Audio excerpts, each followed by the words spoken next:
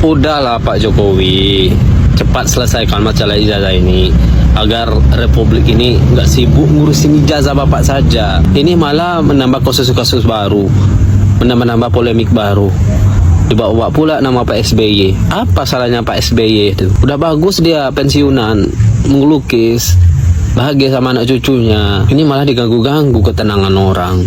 Udahlah, akui sajalah apa yang sudah menjadi aib bagi Bapak. Akui saja kepada publik. Gak usah malu.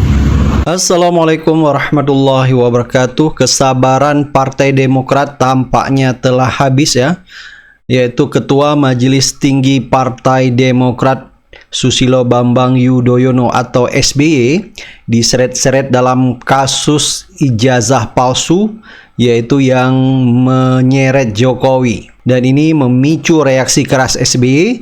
Tak main-main ya, SBY berencana akan melayangkan somasi atau peringatan hukum dan menuntut permintaan maaf terbuka dari sejumlah akun sosial media. Ya tentunya akun-akun sosial media yang menuduh Demokrat, yaitu bagian dari dalang dugaan ijazah palsu Jokowi. Jadi SBY ini mensomasi dan memberikan waktu selama 3 hari.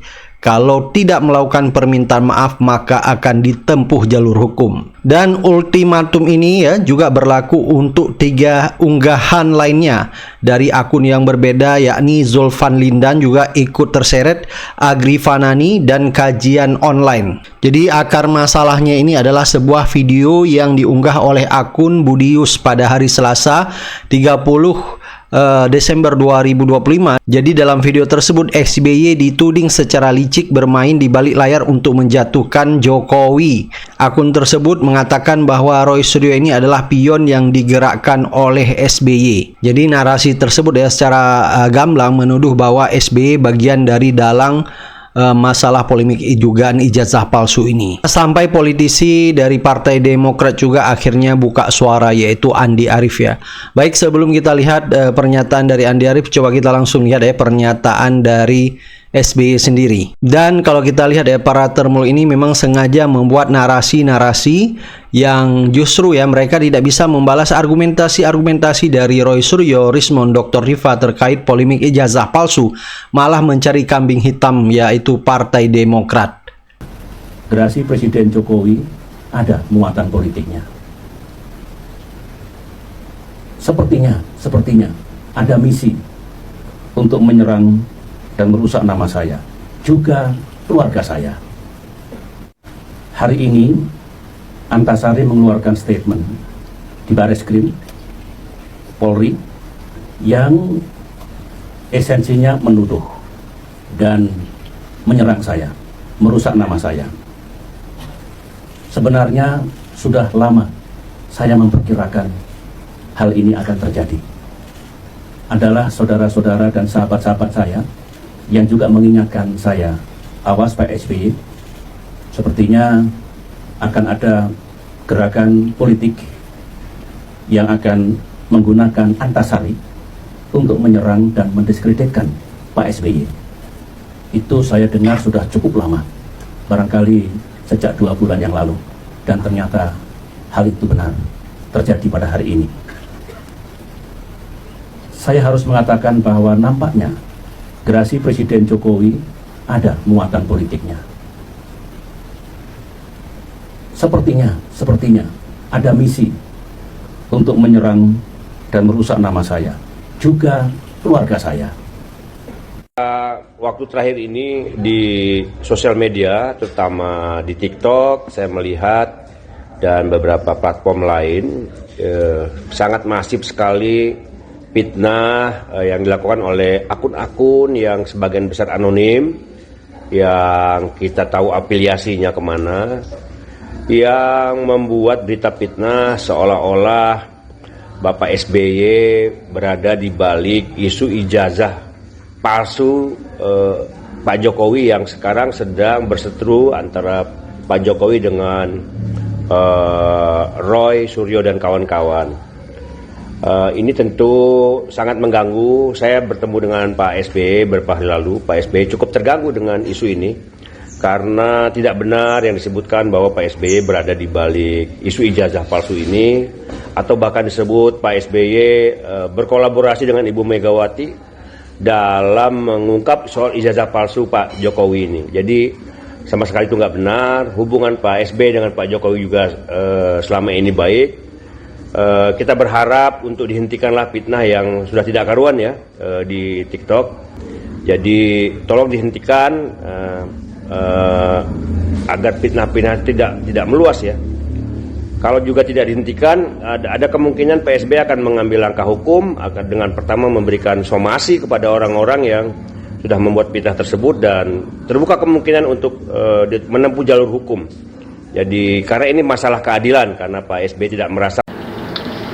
Ya, statement ini saya buat karena banyak sekali japri ke saya yang ingin keterangan yang lebih jelas kenapa saya mendukung upaya dari badan kemudian hukum dan kemudian pengamanan salah satu partai untuk melakukan somasi dan juga tindakan hukum kepada beberapa akun di YouTube dan juga di TikTok.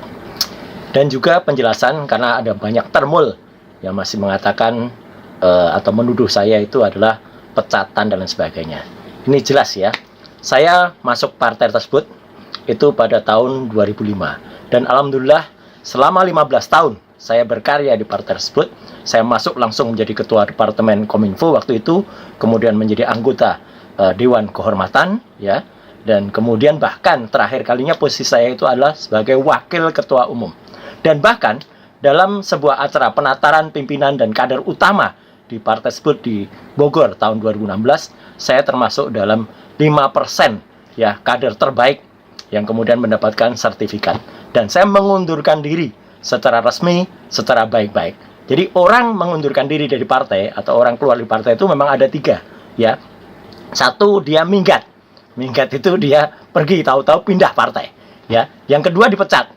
Dan saya mengundurkan diri secara terhormat melalui surat langsung kepada ketua umum dari partai tersebut waktu itu pada tanggal 11 Maret tahun 2020. Jadi kalau dengan sekarang, saya memang sudah hampir 6 tahun saya tidak berada di partai tersebut, tapi memang saya bukan tipe orang pengkhianat, keluar dari partai terus tidak menghormat lagi partai, itu tidak. Hubungan saya tetap baik, tapi ini sama sekali tidak membuktikan, dan saya menghormati sikap dari partai tersebut untuk memang menyatakan tidak berada di balik aktivitas saya selama ini. Memang tidak ada. Ya, jadi tuduhan dari orang pengecut ya pada awal Desember waktu itu yang mengatakan ini ada orang besar di balik, kemudian nggak tahu usah disebutkan siapa. Itu pengecut memang. Kalau dia nggak pengecut, sebut nama gitu loh. Karena apa? Itu kemudian mendorong para termul-termulnya. Waktu itu sempat ya, ada orang namanya Sylvester Matutina, buronan yang sekarang sudah terpidana, tapi itu yang pertama kali mengatakan partai biru ya. Kemudian ada juga Ade Kurniawan yang pakai baju biru ya. Dan kemudian termul yang lain, termasuk yang sekarang disomasi ya oleh partai tersebut. Jadi sekali lagi, dukungan saya kepada partai tersebut itu untuk membuktikan bahwa memang saya sudah tidak ada lagi hubungan dengan partai tersebut secara garis perintah, tapi secara hormat, secara habluminanas ya, saya tetap berhubungan baik dengan semua yang ada di situ karena saya tipe orang yang bukan berkhianat terhadap partai yang pernah kami sama-sama saling membesarkan. Dan saya dukung terus ya badan hukum dan pengamanan partai itu untuk terus melakukan tidak hanya somasi, tapi juga menuntut kepada para termul ya, para orang-orang terutama para anggota ceboker Nusantara yang memang tugasnya adalah mencebok-cebok ya, termasuk mereka yang sekarang barusan ini kumpul juga di rumah yang tadi mengatakan saya tidak tahu, itu barusan ketahuan kumpul di sana, dan mereka itu di bawah koordinasi sempat kepada mereka berkumpul menghadap ke Fufu Fafa. Jadi jangan lupa ya, tetap maksulkan Fufu Fafa. Ya, dengan video singkat ini, saya ingin memberikan dukungan dan apresiasi terhadap grup band legendaris Slank yang pada saat peringatan ulang tahunnya ke-42 kemarin, pada saat 26 Desember 2025, membuat satu lagu yang sangat bagus dengan judul Republik Fufu Fafa.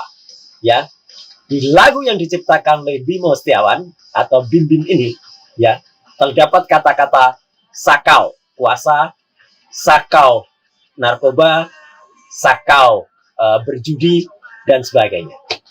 Dan kita tahu semua, 99,9% Fufu Fafa itu siapa? Ya, orang yang nggak punya ijazah SMA. Nah, ini jadi luar biasa, ya. Selain ini sudah kembali akal warasnya. Dan mari kita mengajak masyarakat untuk kembali menggunakan akal waras, ya ini.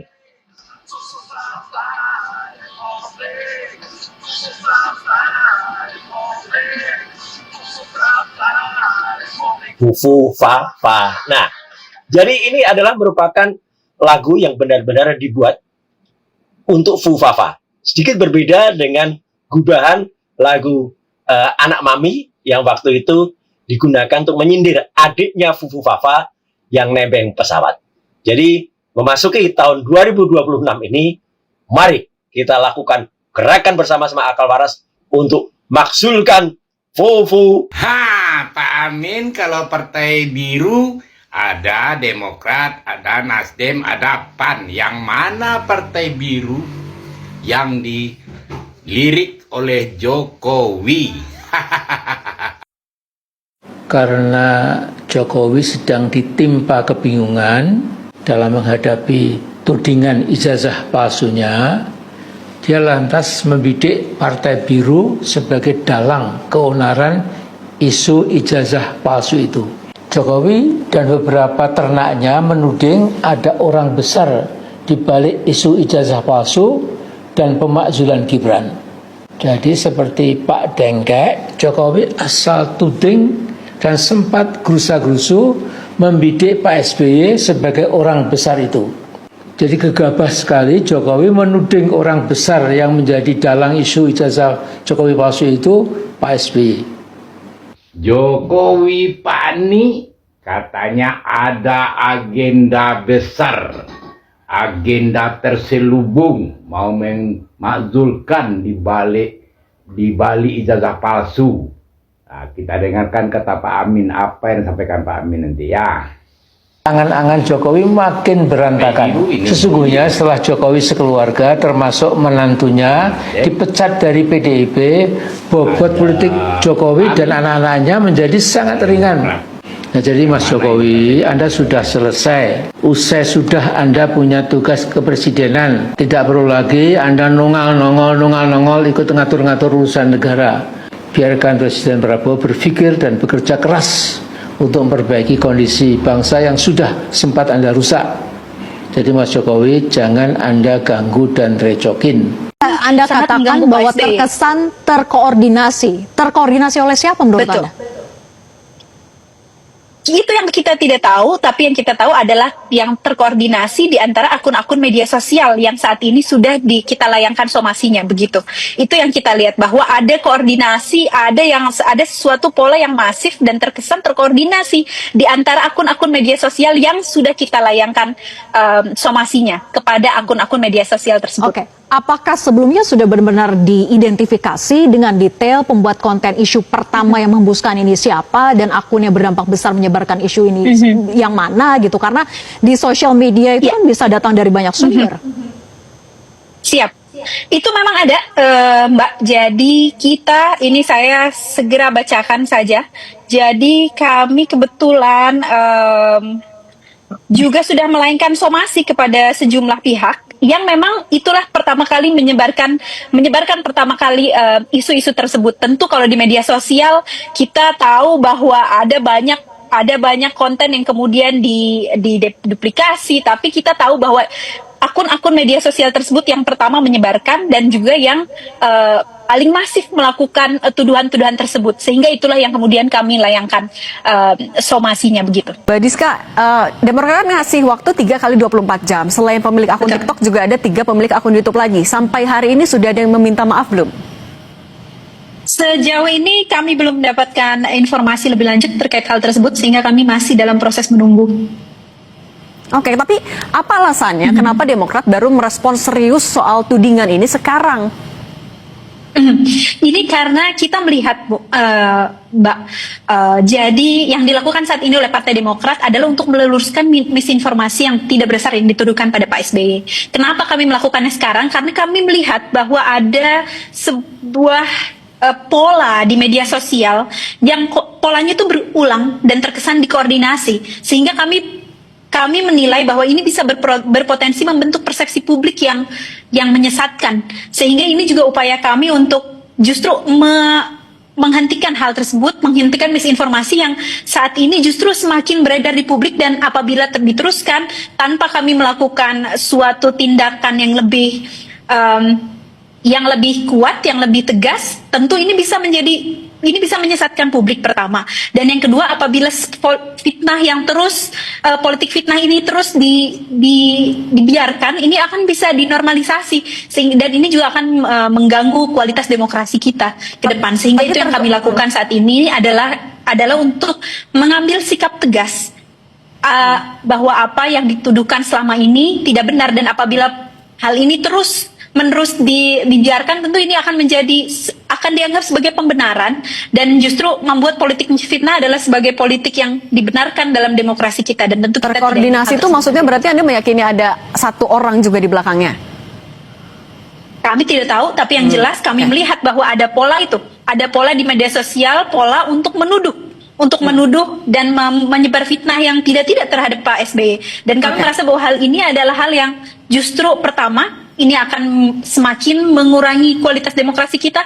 Dan yang kedua, tentu kita tidak ingin bahwa apa yang saat ini publik justru atensinya diambil kepada hal-hal yang kontraproduktif. Padahal saat ini harusnya kita semua publik saat ini harusnya memberikan perhatian yang lebih kepada apa yang saat ini dirasakan oleh masyarakat saat ini. Misalnya bencana, rehabilitasi, yang seharusnya lebih produktif. Oke, kalau gitu Bang David, ini kan juga sebenarnya isu ini juga jadi memanjang. Salah satunya clue-cluenya kan dilontarkan oleh relawan Jokowi. Tapi yang kalau kita lihat kayaknya kubu dari Jokowi juga terkesannya kok setengah-setengah. Kayaknya juga nggak berani untuk langsung aja nyebutin emang siapa. Apa yang bikin Anda dan juga Pak Jokowi sebenarnya yakin siapa yang ada di baliknya?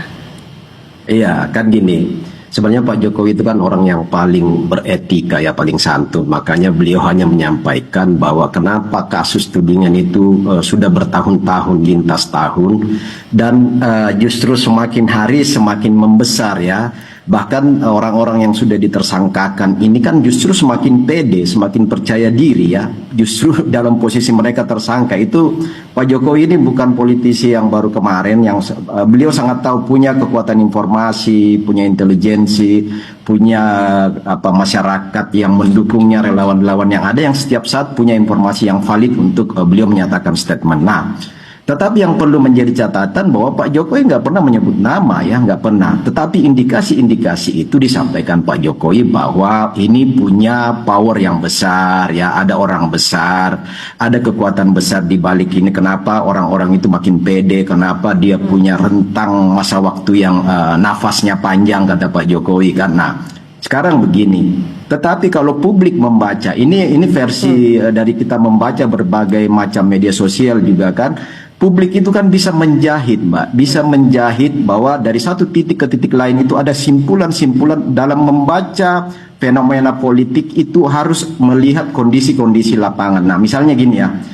Sorry nih Mbak Diska ya. Misalnya Pak Roy itu kan, Roy Suryo ini kan kader Demokrat ya. Saya nggak tahu apa sudah dipecat apa enggak. Yang kedua, statement yang paling memilukan sebenarnya dalam kapasitas sebagai anggota DPR itu Pak Benny Kaharman itu kan nyentil banget pernyataan beliau dalam sidang yang resmi di komisi beliau ya di DPR RI, bahwa soal ijazah itu kan disinggung, sebenarnya itu membuat ketersinggungan sebenarnya. Tetapi ya Pak Jokowi kan sebenarnya dalam hal ini mengambil ya senyum aja. Tetapi hal-hal seperti lalu kemudian pernyataan Pak Syarif Hasan ya yang mengatakan bahwa kami pernah dibegal di zaman pemerintahan Pak Jokowi dan tidak mungkin presiden tidak tahu ya, begitu semua. Dan semua hal-hal seperti ini itu menjadi satu kesatuan. Denny Indrayana ya dari Bang David.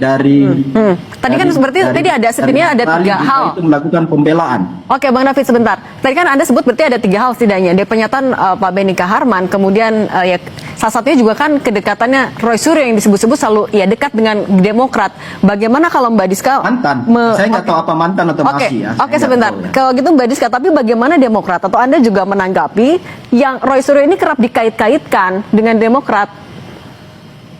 Mbak Ya, Diska, Dia kan, Seperti dia yang kan kita- menteri. Oke, Mbak Diska dulu ya.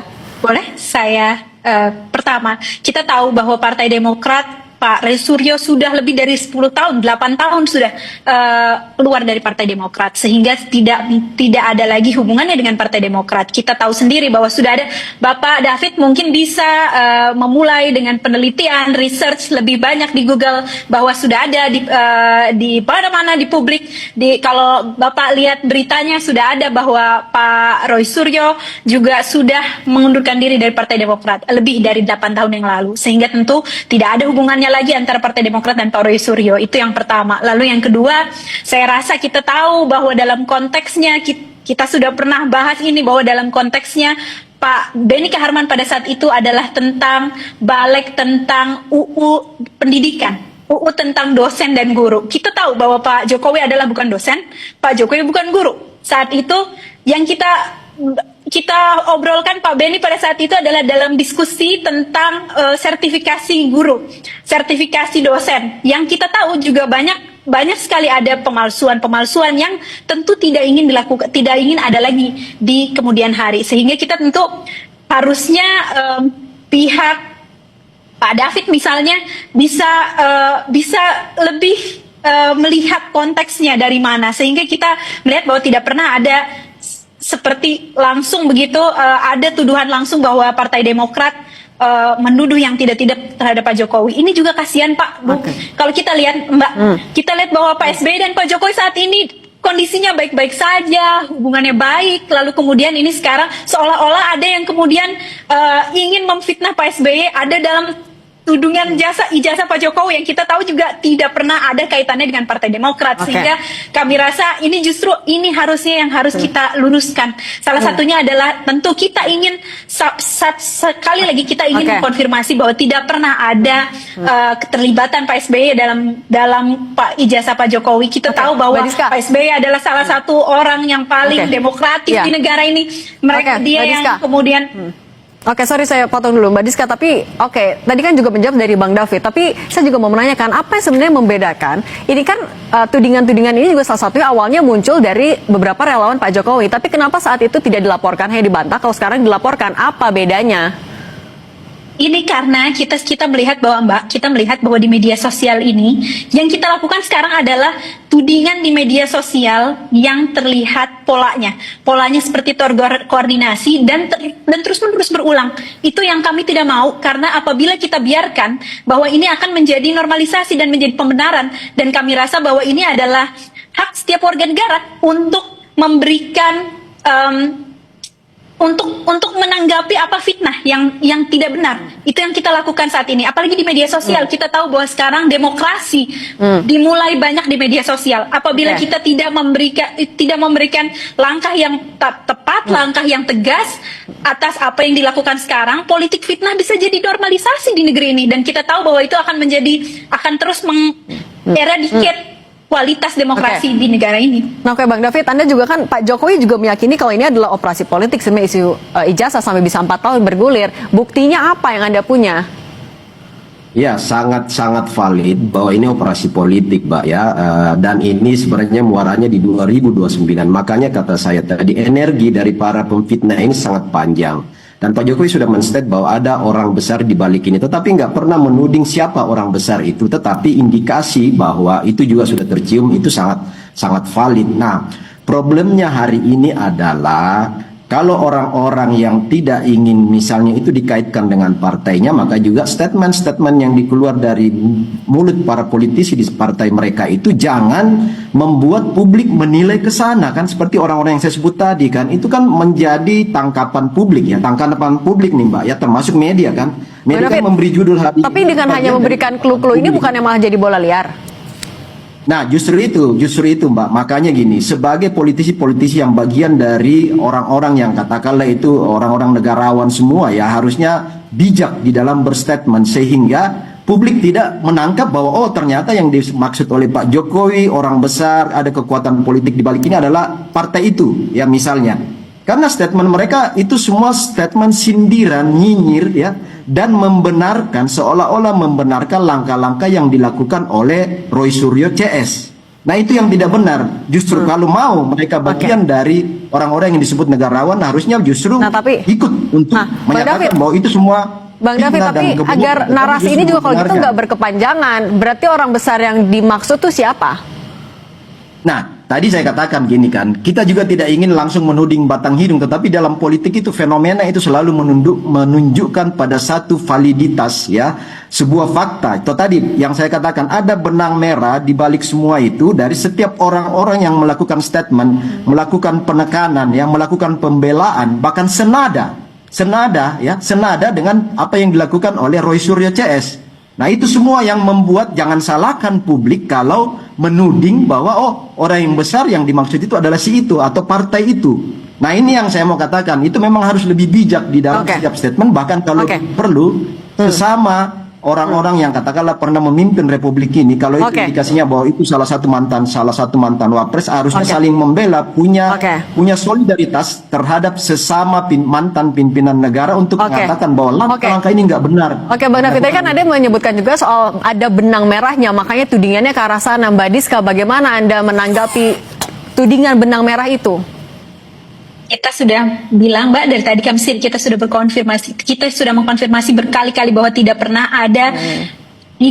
ada hubungan antara Pak SBY dengan kasus ijazah Pak Jokowi. Yang selama ini kita lakukan adalah kita justru selalu dikait-kaitkan karena dianggap cocok logi dan menyindir begitu kan. Padahal kan yang menyindir itu kita, Mbak. Sekarang saya tanya sama Pak David. Pak David percaya bahwa Pak Jokowi ijazahnya benar, betul?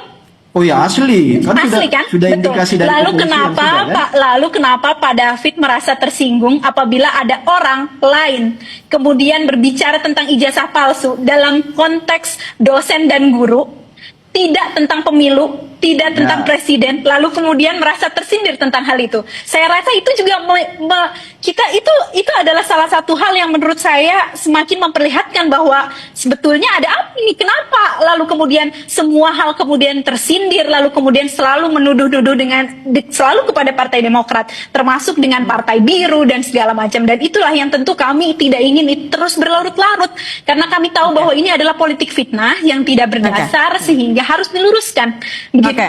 Dan kami tahu bahwa saat ini kita tidak mau ini akan terus, apalagi kita tahu Mbak, Pak Jokowi dan Pak SBY saat ini sangat baik hubungannya. Jangan sampai justru oleh orang-orang di sekitarnya dengan hal-hal yang seperti menuduh-menuduh ini justru malah semakin mengurangi kredibilitas Pak Jokowi, justru mengurangi kredibilitas Pak Jokowi, padahal beberapa kali Pak Jokowi bilang bahwa tidak mau membantah Pak SBY. Oke, Mbak Diska, terima kasih. Juru bicara Demokrat dan Bang David Paju, relawan Pak Jokowi, terima kasih sudah berbagi bersama kami selalu.